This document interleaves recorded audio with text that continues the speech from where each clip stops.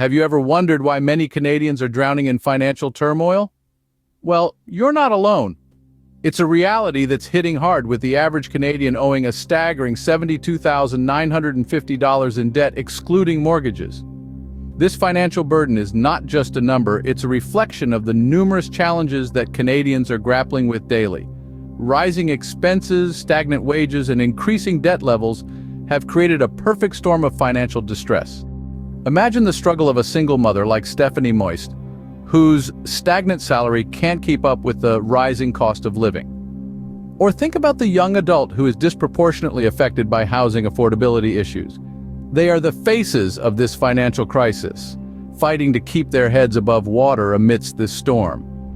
But why is this happening? Why are Canadians, known for their resilience and hard work, finding themselves in this predicament? The reasons are manifold and complex. Economic changes like the rising cost of living and high interest rates have played a significant role. From the soaring consumer price index to the Bank of Canada's decision to maintain interest rates, these economic shifts have intensified the financial strain on Canadians. And let's not forget the role of politics in all this. Political decisions, or the lack thereof, can significantly impact the economy and, by extension, the financial well-being of the populace. Prime Minister Justin Trudeau, for instance, has faced criticism for his economic policies and slow response to the housing crisis. Even the prospect of a guaranteed basic income, a potential lifeline for many, seems unlikely due to high costs and other priorities. The unfortunate reality is that a guaranteed basic income won't save Canadians from this financial crisis. The burden of financial hardship is a reality for many Canadians. But what is causing this financial storm? Stay tuned as we delve deeper into the Canadian financial crisis in the next scene. Imagine owing an average of $72,950 in debt, excluding mortgages. That's the reality for the average Canadian. It's a staggering amount, right? With the cost of living skyrocketing and wages struggling to keep pace, it's no wonder that many Canadians find themselves in this precarious financial position. Credit card debt is a particularly insidious part of this picture. It's the most common type of debt in Canada, with the average Canadian owing nearly $4,000 on their cards. The convenience of swiping or tapping a card can often mask the harsh reality of the debt accumulating behind the scenes. But credit card debt is just one piece of the puzzle. The rising cost of living and high interest rates are contributing to a growing number of mortgage delinquencies. Homeownership, once a symbol of financial stability, is now a source of stress for many. The dream of owning a home has become a nightmare for some as they struggle to keep up with mortgage payments amidst rising interest rates and stagnant salaries. The financial strain doesn't stop there. Reports indicate that the average credit card balance has risen and missed debt payments are on the rise. The Bank of Canada's indication of higher interest rates may lead to further challenges for consumers, particularly during mortgage renewals. The struggle to meet day-to-day expenses, the anxiety of not being able to save for emergencies, and the constant stress of trying to reduce reliance on debt. These are the harsh realities of the debt dilemma faced by many Canadians. The debt crisis isn't just about numbers on a page, it's about real people, families and communities grappling with financial stress and uncertainty. It's about the single mother struggling to make ends meet, the retiree worried about outliving their savings, and the young adult burdened by student loans with no end in sight. Debt has become a constant companion for many Canadians, but is there any relief in sight? In the realm of politics, one might ask how the decisions made at the top are affecting the financial well-being of Canadians. The answer is not as simple as one might hope. Political decisions and the policies they give rise to play a massive role in shaping the nation's financial landscape. Let's delve into some of these impactful decisions. Take housing, for instance. The lack of affordable housing initiatives has been a significant contributor to the financial strain many Canadians face. As rents and property prices skyrocket, the dream of homeownership is becoming a privilege for the wealthy, pushing a large number of Canadians into financial hardship. Then, there's the issue of immigration. While it's a crucial component of Canada's growth story, the impact on housing demand and unemployment can't be overlooked. With a significant drop in student visas, due to diplomatic tensions and operational challenges, the ripple effects are felt in the economy, further complicating the financial picture. Economic management, or some may argue mismanagement, is also a critical factor. Prime Minister Justin Trudeau, for instance, has faced criticism for his economic policies. The rising cost of living, high interest rates, and economic slowdown are just a few of the challenges under his leadership. It's clear that the economic hardships are leading to declining public confidence and calls for change. Furthermore, the disconnect between financial experts and the average Canadian is causing a sense of unease. Despite some positive economic indicators such as expected GDP growth and rising wages, many Canadians are struggling to make ends meet.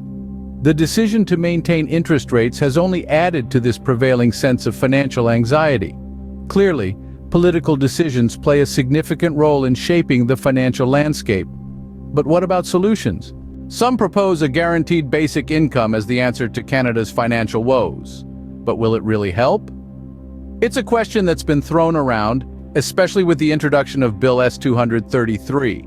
This bill, introduced by Ontario Senator Kim Pate, aims to establish a national framework for a guaranteed livable basic income in Canada. However, it's not as straightforward as it seems.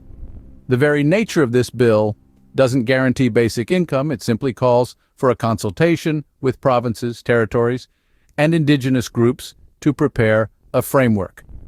The speculation is rife.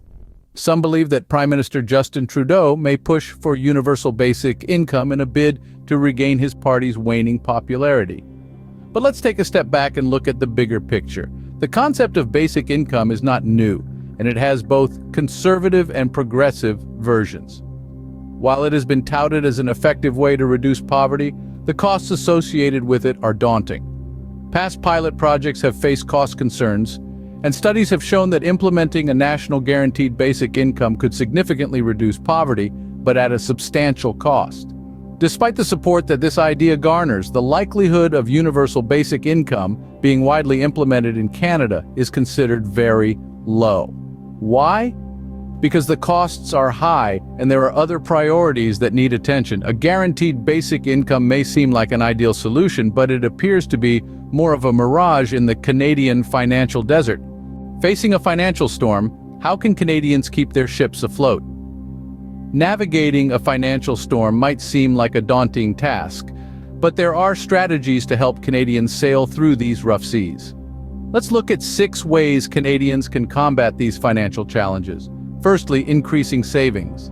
It's essential to start small and gradually build up to saving 3 to 6 months' worth of expenses or income. This buffer can be a lifesaver during unexpected financial storms. Secondly, seeking financial advice can be a game changer. A financial advisor can give you an objective view of your finances and suggest ways to manage your money better. Don't be hesitant to ask for help when it comes to your hard-earned money. Thirdly, practicing financial literacy. Understanding the basics of personal finance like budgeting, investing, and debt management can empower you to make informed decisions. Remember, knowledge is power, especially when it comes to money. Fourthly, consolidating debt can be an effective way to manage multiple repayments. By merging several debts into one, you can simplify your payments and potentially reduce the interest you're paying. Fifthly, setting up an emergency fund. This fund is crucial for unexpected expenses and should be easily accessible. Incorporate savings into your daily habits, such as setting up automatic transfers and eliminating unnecessary expenses. Lastly, living below your means. This might sound old-fashioned, but it's a timeless strategy for financial stability. By spending less than you earn, you can save more, reduce debt, and increase your financial resilience. While the financial storm rages on, these strategies offer hope and a way forward for many Canadians.